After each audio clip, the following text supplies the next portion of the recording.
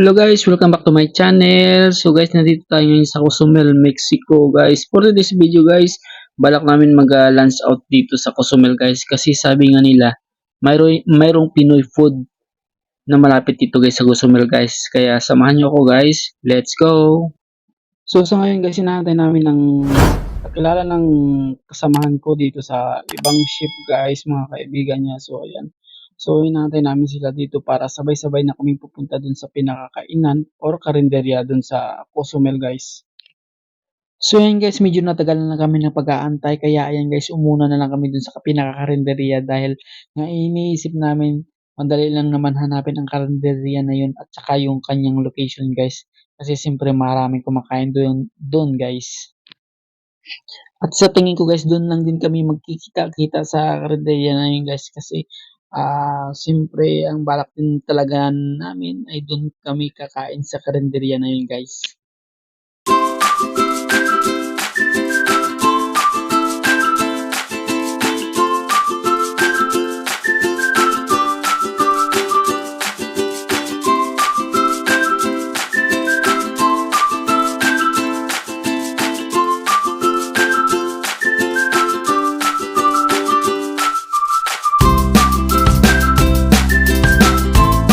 Siguro guys, ang layo galing dito sa port papunta dun sa kainan sa Pinoy Food Carinderia. Siguro guys, mga 2 to 3 minutes guys ang lakad. So, medyo may kalayuan guys. Pero okay lang din guys. At least Pinoy food naman guys.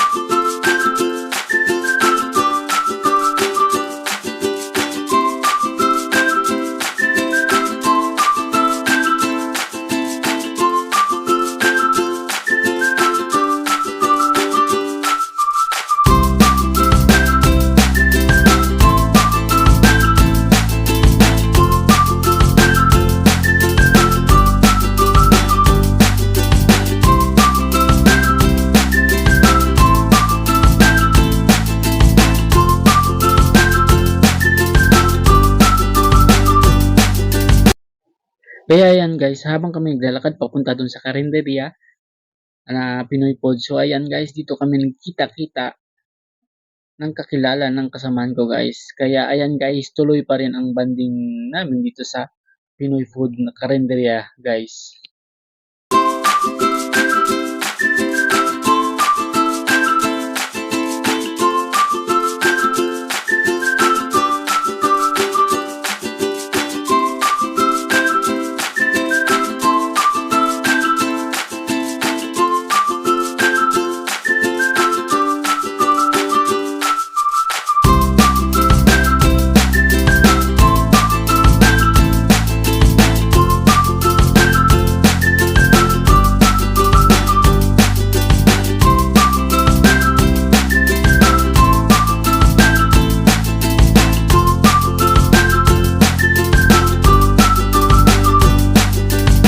Sa mga baguhan dyan guys na gustong pumunta dito at nagko-cross din ang ship nila dito sa port ng Cozumel guys. So napakadali lang alamin ang Pinoy food na karinderya dito guys. Dahil nga siyempre makikita nyo naman sa aking video yung pinaka location nito at saka yung pinaka signage nitong karinderya guys. So napakadali lang alamin guys at saka kilala yung karinderya na ito guys dito sa Cozumel.